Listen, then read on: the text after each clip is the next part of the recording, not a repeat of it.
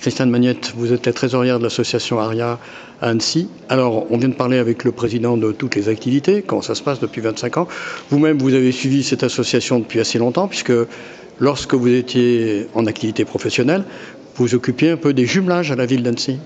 Alors, pas des jumelages, mais des manifestations culturelles, dont le carnaval vénitien. Et je suis aussi vice-présidente du carnaval vénitien, entre autres fonctions, ce qui prouve que les postes à responsabilité sont très compliqués à pourvoir dans les associations. Alors, les jumelages, ça faisait partie de la culture comme les carnavals vénitiens. Alors, le carnaval vénitien, justement, dites-nous comment ça se passe. Ça se maintient ? Alors, ça se passe bien.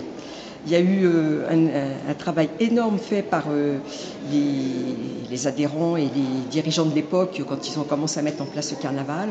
C'est un carnaval qui n'a pas arrêté de s'enrichir, de grossir, de se bonifier, de s'améliorer, parce que les équipes ont toujours beaucoup travaillé ensemble. Je pense que ce que disait Jean-Louis Quérel, ce qui fait, qu'on a toujours du succès avec le carnaval vénitien d'Annecy, c'est qu'il y a un accueil très convivial. On a à peu près 80 bénévoles qui accueillent sur 3 jours les festivaliers. On peut dire les festivaliers parce que c'est... Oui, c'est un moment de festival. C'est un moment très festif pour eux. Et donc, du coup, je pense que les gens aiment ce côté convivial où chacun trouve sa place, où ils sont accompagnés, ils ne sont jamais laissés tout seuls dans la nature. Même si l'objectif du carnaval et la spécificité sur Annecy, c'est de laisser les gens en déambulation libre dans un périmètre délimité où on emmène et les masques, et le public, et les photographes sur les points remarquables de la ville. Parce que pour eux, c'est un vrai plaisir. D'abord, comme vous le dites, ils vont être photographiés sans doute. Puis aussi, c'est le plaisir de déambuler, de se montrer dans un costume différent. Dans des costumes différents qui sont, pour les 3/4 des gens, si ce n'est pas pour la totalité, fait par eux-mêmes sur une année de petites mains couturières, etc. Et puis après, c'est aussi une question de se... Voilà, je pense que les masques aiment se montrer puisqu'ils ne parlent pas. Donc il faut bien qu'ils déambulent et qu'ils se montrent quelque part. Et puis ça participe vraiment, les masques, c'est la commedia dell'arte, c'est la culture italienne à plein. Tout à fait. Tout à fait. Alors justement, on sait que la mode en Italie, ça compte beaucoup. Les costumes, ça participe de la mode. Est-ce que ça évolue d'une année à l'autre, ces costumes ici, vous le voyez, les gens travaillent là-dessus, vous l'avez dit pendant longtemps, mais est-ce qu'il y a de la recherche ?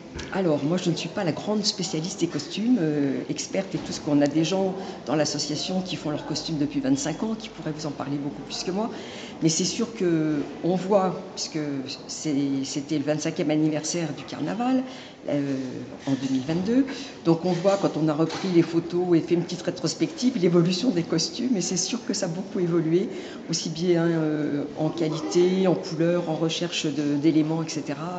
On voit que les gens ont beaucoup évolué par rapport au départ, à la création des masques. Les chapeaux, les accessoires ont pris un pas formidable sur ce qui existait auparavant, tout au début en tout cas.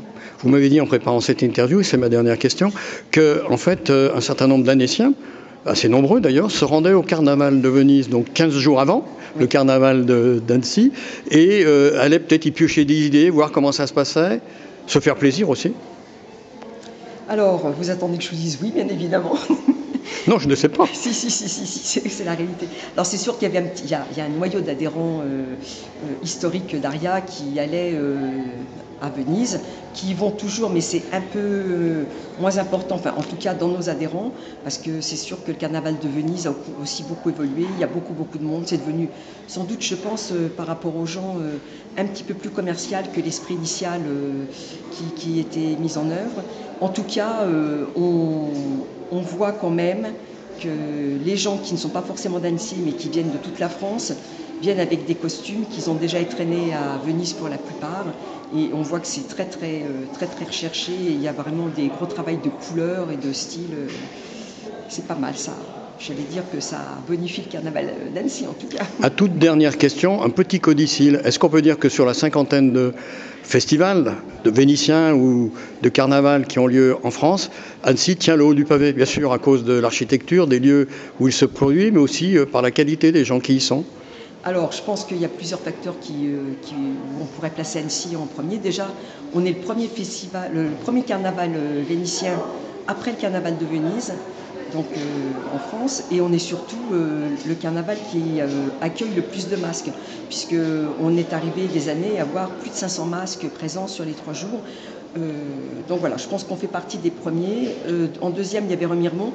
Et ensuite, c'est plus des festivals ou des parades vénitiennes qui existent, mais pas du tout dans la tradition du carnaval vénitien d'origine. Donc on peut dire oui, plus j'allais dire que la beauté de la ville et son architecture contribuent aussi à donner une ambiance qui est quand même carrément sympa, quoi.